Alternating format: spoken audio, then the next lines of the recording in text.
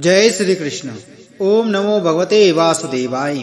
नमस्कार दोस्तों, स्वागत है आप सभी का हमारे चैनल भक्ति ज्ञान में। दोस्तों, आज मैं आपको माघ मास महात्म के 30वें अध्याय और 31वें अध्याय की कथा सुना रहा हूँ। प्रयाग महात्म और माघ व्रत उद्यापन विधि।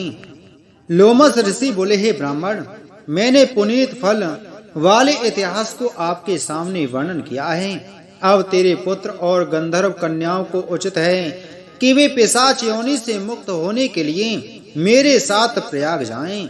वहां उन्हें देवताओं को भी दुर्लभ माघ स्नान होगा। वहां स्नान करने पर ये सब इस पिशाच योनि से मुक्त होंगे।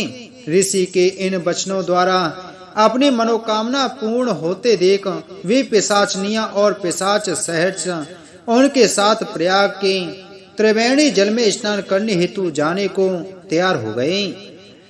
ऋषि उन सबको साथ लेकर आकाश मार्ग द्वारा प्रयाग की ओर चले।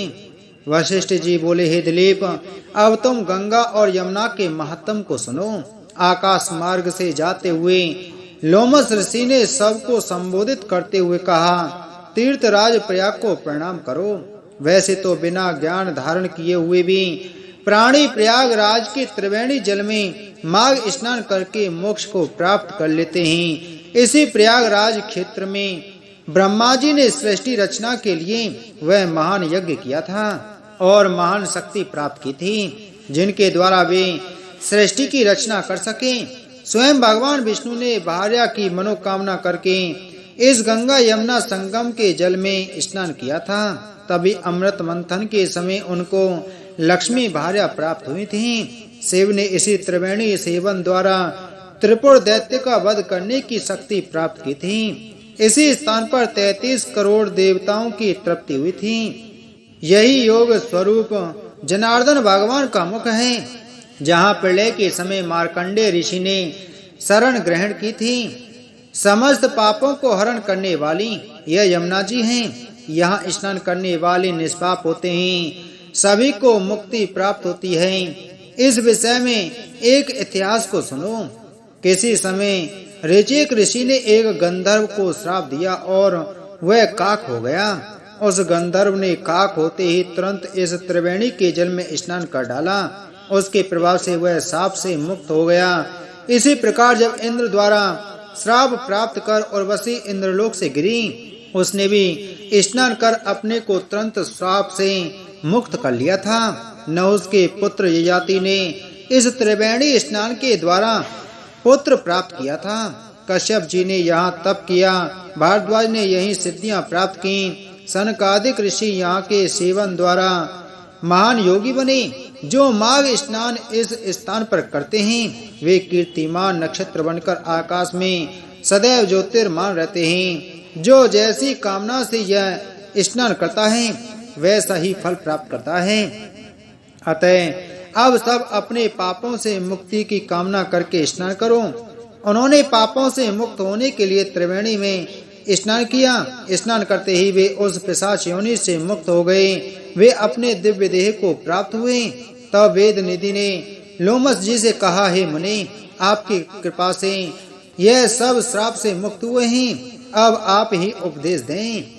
लोमस जी बोले, हे वेद निधि, तुम्हारा पुत्र विद्या अध्ययन कर चुका है, युवा है और यह कन्याएं भी इस पर मोहित हैं, अतः इनका विवाह हो जाना चाहिए। ऋषि के वचन मानकर उस ब्राह्मण पुत्र ने उन कन्याओं का वरण कर लिया।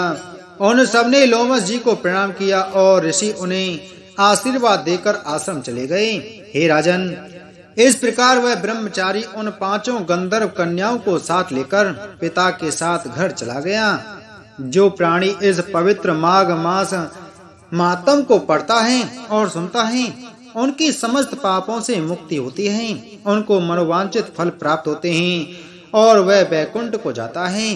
हर प्राणी को चाहिए कि वह अपने जीवन काल में कम से कम एक बार तीर्थराज प्रयाग में जाकर त्रिवेणी का स्नान मकर संक्रांति के दिन माघ मास में अवश्य करे, ताकि उसके भूतकाल में हुए पापों से छुटकारा मिल सके और भविष्य उज्जवल हो सके। स्नान के पश्चात यथाशक्ति सोना, चांदी, रुपया, अन्न, गुड़, तेल आदि का दान अवश्य करें तभी स्नान दान का पुण्य फल मिलता है।